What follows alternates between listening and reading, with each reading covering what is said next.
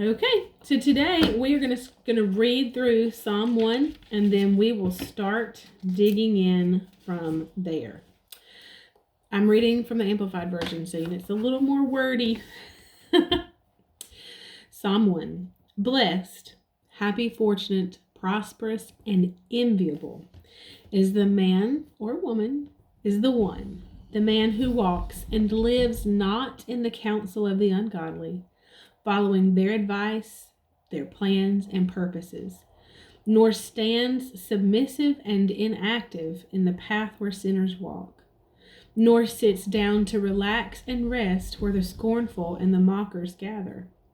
But his delight and desire are in the law of the Lord, and on his law, the precepts, instructions, and teachings of God, he habitually meditates, ponders, and studies by day and by night.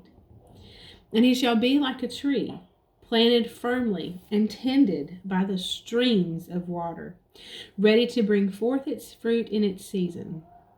Its leaf also shall not fade or wither, and everything he does shall prosper and come to maturity. Not so the wicked, those disobedient and living without God are not so. But they are like the chaff, worthless, dead substance, or without substance, which the wind drives away.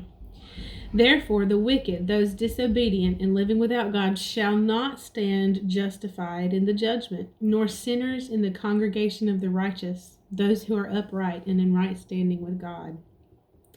For the Lord knows and is fully acquainted with the way of the righteous, but the way of the ungodly, those living outside God's will, shall perish, shall end in ruin, and come to naught.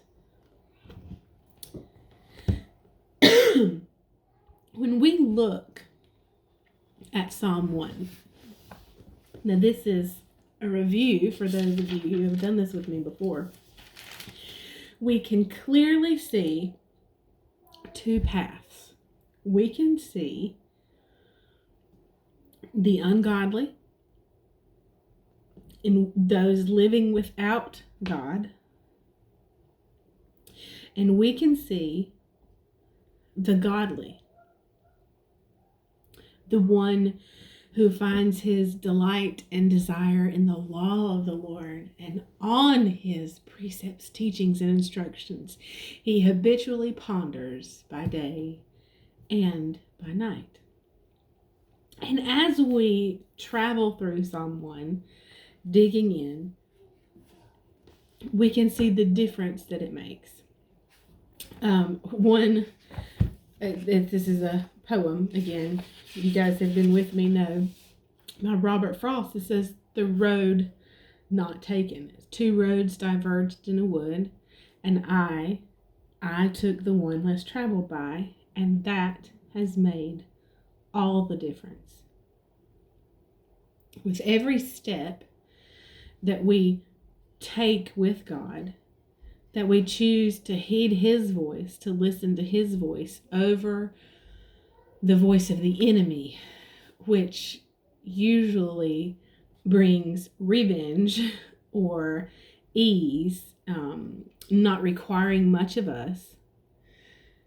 Every step that we choose to take with the Father is a step that we allow God's kingdom to come, that we allow his will to be done. And no, it's not easy. No. In fact, Matthew 7 tells us it's not easy, right? Matthew 7, 13 and 14 says, "Enter through the narrow gate, for wide and spacious and broad is the way that leads away to destruction, and many are those who are entering through it. But the gate is narrow, contracted by pressure, and is straitened and compressed the way that leads to life, and few are those who find it." So there's only one gate. There's only one way that leads to life.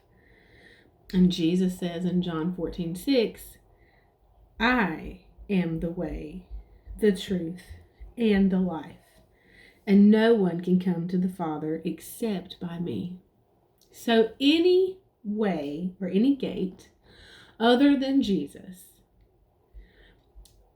any way, any step that we take that is made without the guidance and direction of the Holy Spirit is going to lead to our destruction. There's one gate that leads to life. And for those of us who are born again and God has put his hearts inside of us, we have got to allow the Holy Spirit to direct every aspect of our lives. I love that in the Passion Translation that he says every aspect. It's not just our Bible study.